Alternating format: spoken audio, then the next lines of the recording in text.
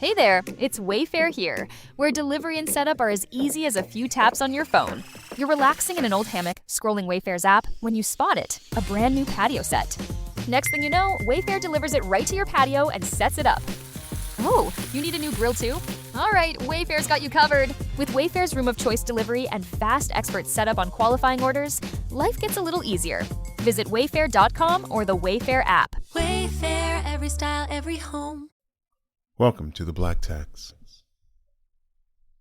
A heart at peace gives life to the body, but envy rots the bones.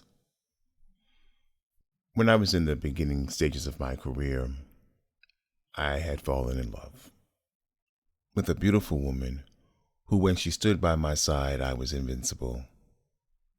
That no matter what trials or tribulation might have come our way during our relationship, with our families, whatever it was, as long as this woman was standing by my side, I could get through it, I could rock out, I could turn it around. We were both in the process of buying a home and wanted to make our relationship a little bit more solid.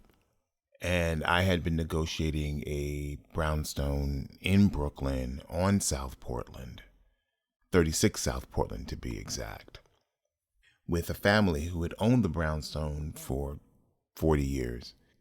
The brownstone had a bunch of problems with it, but didn't want the brownstone to go to white people who were taking over the neighborhood. And the gentleman who was kind of acting as the voice of the family was looking for the right person to try to sell the property to. But time was ticking, and it was getting to a point where the house was going to be auctioned.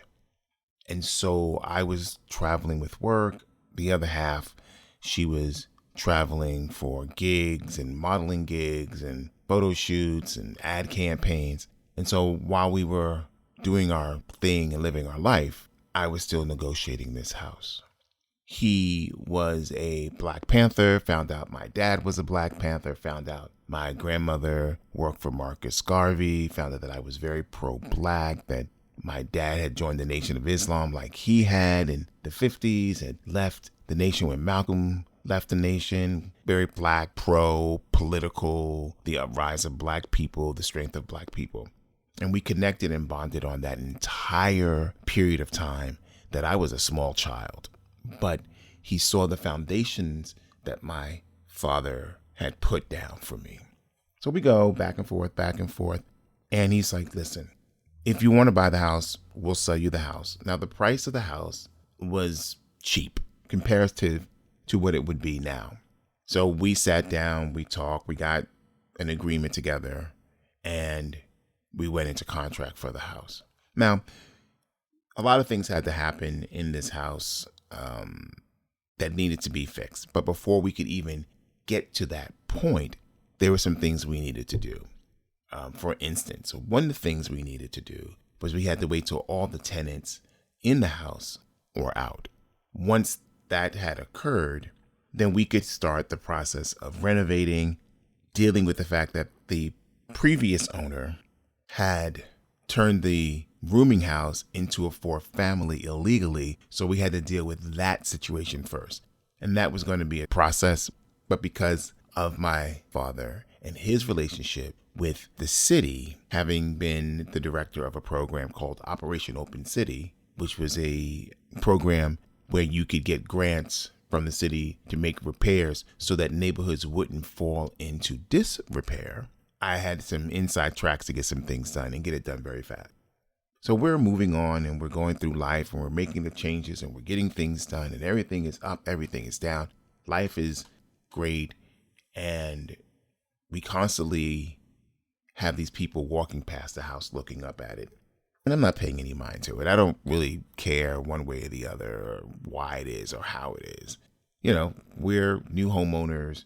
We are living in an apartment around the corner on Cumberland because we are renovating. So we can't live through the dust, or rather I can't live through the dust in the apartment because I have allergies and it's a whole sort of thing. There was one tenant who remained in the building, and I made sure that she was an older woman, that she had been living in the building 25 years and that we took her from the second floor and put her in what is considered the garden apartment as a safety measure. So in case she slipped, she fall, we wouldn't have a liability of suit or anything like that. Trying to be proactive here. So we're having deliveries of materials and sheetrock and all this other stuff and blah, blah, blah, blah, blah, blah, blah. We've had a subcontractor who didn't get paid, and we had to go back in and do some other work. And it's just been one mess after another. But it all got done. So I'm sitting on the steps, and this group of white women come down the block. And in my gut, I knew they were coming to see me or the house. So I'm sitting there, and they greet them. They say, "Good morning. We are part of the block association. We just wanted to welcome you to the block." And I was like, "Well, thank you so much. My other half is upstairs. She'll be down in a moment, and I can introduce you." And we talk. And as we talked, the tone of the conversation became very much like, "How dare you?" kind of a tone. It was very condescending and very on the verge of being disrespectful. So one of them stepped up and said, "We're just curious about how you were able to buy this property." And I'm being perplexed by the question. I was like, "Why is that a question?" And she says, "Well, we were in the process of wanting to buy the property, and we got a call from the auctioneer that the house had been sold and there was not going to be an auction. So we just want to know how you did it. How were you able to swoop in at the last minute and buy the property?"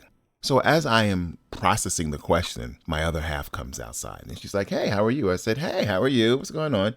And she's like, "What's wrong?" I said, "Well, these white women," and she looked at me with that Malik, and I looked back at her and I was like, "These white women are curious of how we, you and I, the black people, were able to buy this brownstone on this block in this neighborhood." And she looked at me and she smiled, knowing that I was about to go to fuck off.